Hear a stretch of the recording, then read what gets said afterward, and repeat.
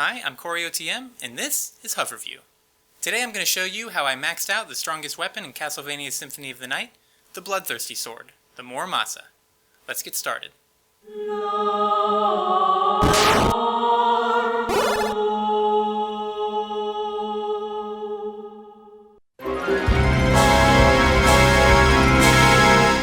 Ah, Symphony of the Night. To me, an unimpeachable classic. With down-home platforming gameplay, a decadent soundtrack, a refreshing blend of Greek and Christian mythology, and 2D graphics at its peak, it's definitely one of the games I would bring with me to a desert island. I've played it regularly over the years, hitting 200.6% map completion multiple times, and I've even achieved 100% items. But there's one thing I had never done, and had never known anyone to have done: reached max attack power with the Muramasa. The Muramasa is a two-handed sword obtained from the Vandal Sword or Scarecrow enemies. Touted simply as a bloodthirsty sword, it has a unique effect built in. As you attack enemies that shed blood and absorb it, the sword becomes stronger, and if you attack enough enemies, it will become the strongest, with 999 attack power. It's pretty strong. Awesomely strong. I want it. I need it. The only problem is that it takes an outrageously long time. I've seen estimates of up to a month of continuous grinding, but let's do the math. According to some sources, the calculation for the amount of required blood slatherings, is current attack times 2 plus 12. So, if you're at 100 attack, it will take 212 slatherings to level up to 101. So, 2x plus 12 equals y. Let's see. So if we set x equal to x plus 1, the limit as x approaches,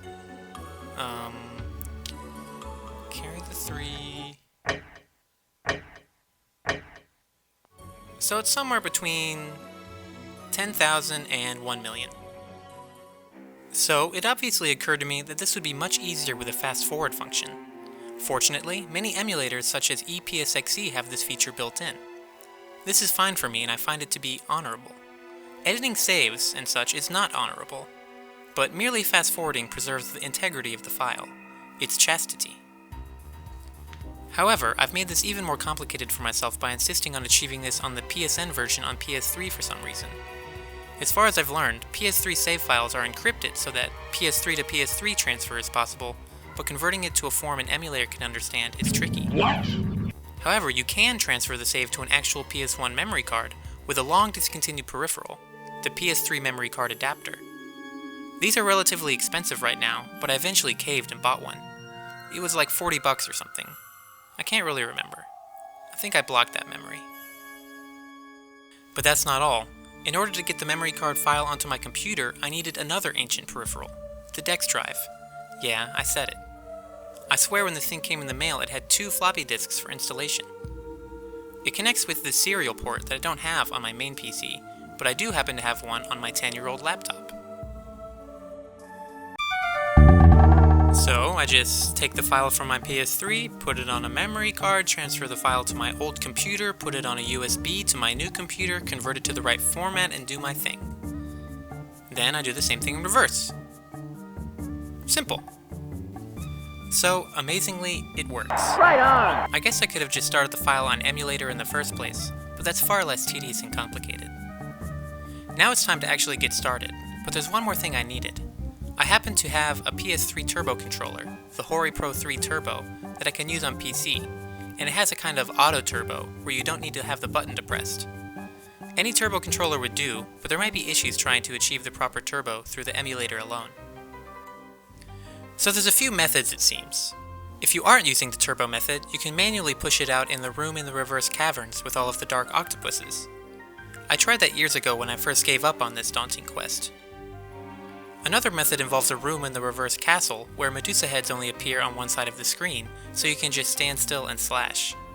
However, this section appears relatively late in the game, where you can just run around like a god anyway. To justify my efforts, I wanted to play as much of the game as possible with the Muramasa, so this method was out. The last method is in the Merman room in the castle entrance. Constantly spawning enemies that spew gallons of delicious blood? It's a match made in hell. I tried both PSXFin and EPSXE, but once I figured out how to configure EPSXE, that is, using my video card instead of my CPU, it ended up being much faster, averaging 1200 frames per second. To help with the workload, I made the window super small. Since recording to EPSXE directly slowed the FPS dramatically, here's what it looks like from a desktop point of view. So you just do that for a long time, making sure to save every so often, because minor changes can crash EPSXE when it's in this state. However, as you may have guessed, there were a few more complications, and I honestly should have predicted them before I started. But I didn't. First is the behavior of the mermen. If you stand in between the platforms, you get knocked around left and right, but you can still slash and hit them. However, when standing on the left, sometimes I would only be getting one merman at a time, and sometimes it would stop altogether. By standing all the way to the right, I didn't experience this. Then there's the fact that even at 1 experience per kill, you're guaranteed to hit level 99 long before you max the Muramasa. It's not that big of a deal, but it means I'm still virtually invincible even without the Muramasa. It saved me from having to grind special swords later on, I guess. One of the implications of being level 99 is that your familiars will not gain experience if you don't gain experience. So, if you're level 99 and a familiar isn't, he'll be stuck at whatever level he's currently at.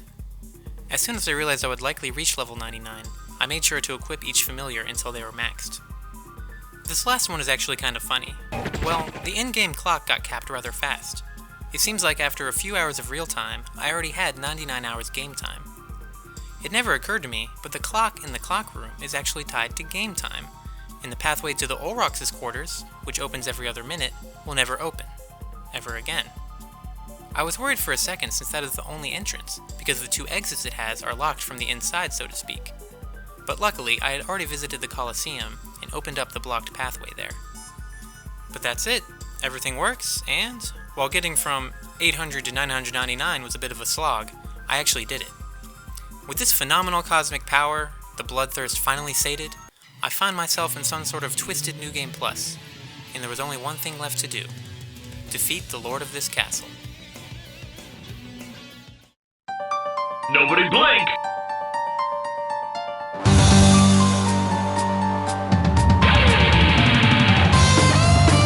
I can't believe my eyes!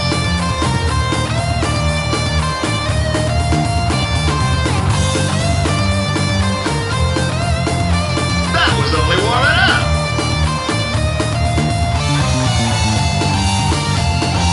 Yeah! The world's waiting for you! You proved yourself! That was the best fight I ever saw! I've never seen a battle like this! That's enough! Unbeatable! Hey, there's somebody who can stop this fighting machine! That's great! Super! Excellent! Final round! Let's party! Triumph or die! That's it, buddy! Hey, come on! Stand up! Go for it, man! KO! You have Fists of God! Congratulations! So, in the end, I'm proud to have been able to achieve my goal, but it's really kind of silly. Like I said, it's really easy to be very powerful in this game, so maxing the Muramasa is a bit of overkill. But, that's it, and I hope you enjoyed my video. Please let me know what you think. Until next time, I'm CoreyOTM.